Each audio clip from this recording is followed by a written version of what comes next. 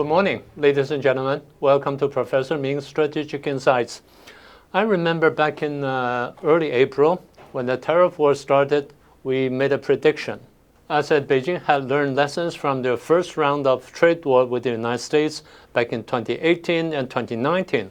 And again, they'll adopt a dilatory strategy or a stonewalling tactic to wear down America's sharp edge, and they would resort to various tactics, bundle different issues to undermine United States advantages and to promote their own interests.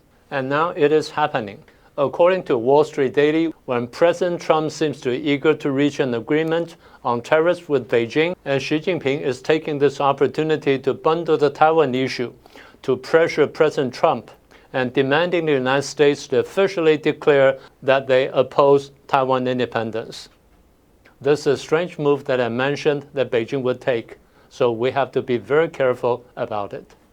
For years, United States' official position on the issue has been United States does not support Taiwan independence.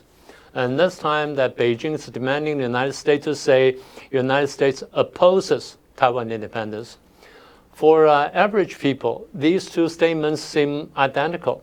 So why does Communist China pay so much attention to this matter?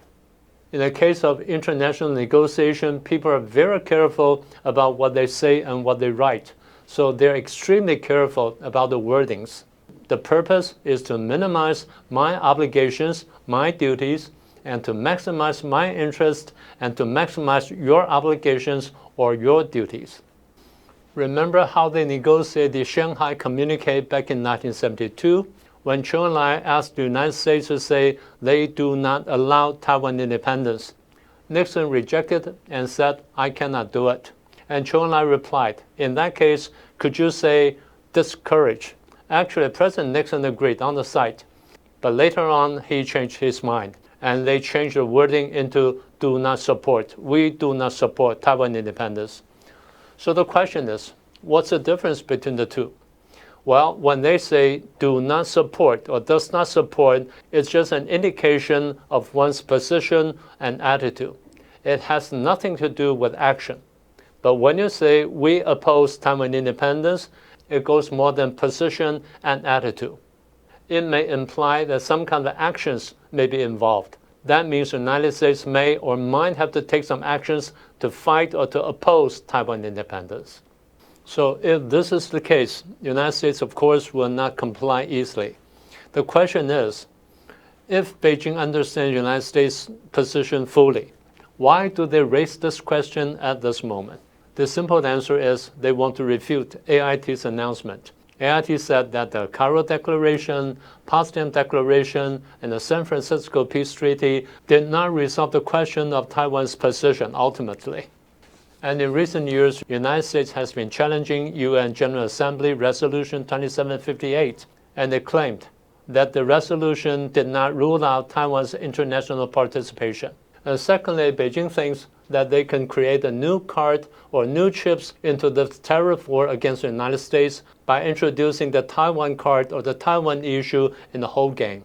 More importantly, in the eyes of Beijing, President Trump is facing serious challenges both internally and externally.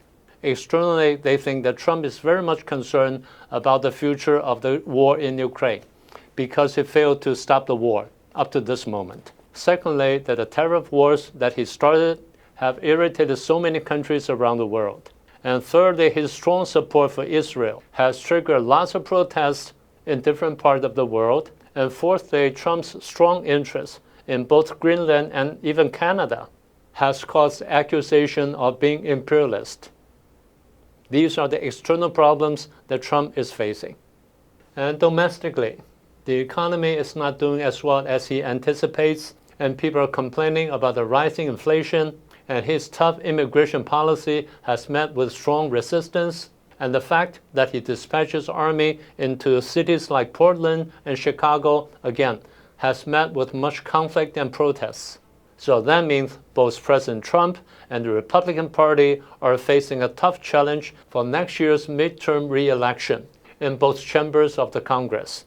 So again, in the eyes of Beijing, that Trump can be manipulated. so they can manipulate the situation to their favor.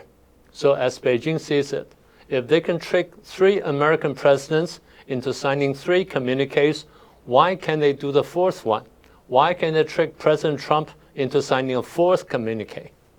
Then, what does Beijing want for this 4th communique? I think there are several points they want to see in this communique. The first one is the United States officially declare that they oppose Taiwan independence. That's the first thing and the primary thing they want to see in this document. And secondly, they want to reiterate but strengthen the position on the August 17th communique. No arms sales to Taiwan. And thirdly, and on September the 9th, when the 2 defense ministers talked over the phone, Dong Jun on the Chinese side and Hegseth on the American side, Dong Jun said, China strongly opposes the United States to use military means to back Taiwan independence, and China strongly opposes the United States to exploit the Taiwan issue to counter China. I don't know how they are going to say it in a communique, but the substance of these 2 statements must be contained and must be explicitly stated in the document. And lastly, China may want to see things like no official contacts, no official exchanges, and no military exchanges and no military contacts between Taipei and Washington. These are the points that China will want to add to the document. So in the end, I would like to remind the American government it's a good idea not to rush to achieve any consequence with Beijing, avoid signing any 4th communique or any documents of similar nature just because we want to have a tariff agreement with Beijing, because a document of this nature hurts not only Taiwan, but also hurts the United States. And fighting Communist China is in our common interest. And that's all I want to share with you today. I hope you like it. Please subscribe to our program if you haven't done so, and share it with your friends. And remember to click the icon bell to get the on-time notification. And that's all for today. I'll see you next time.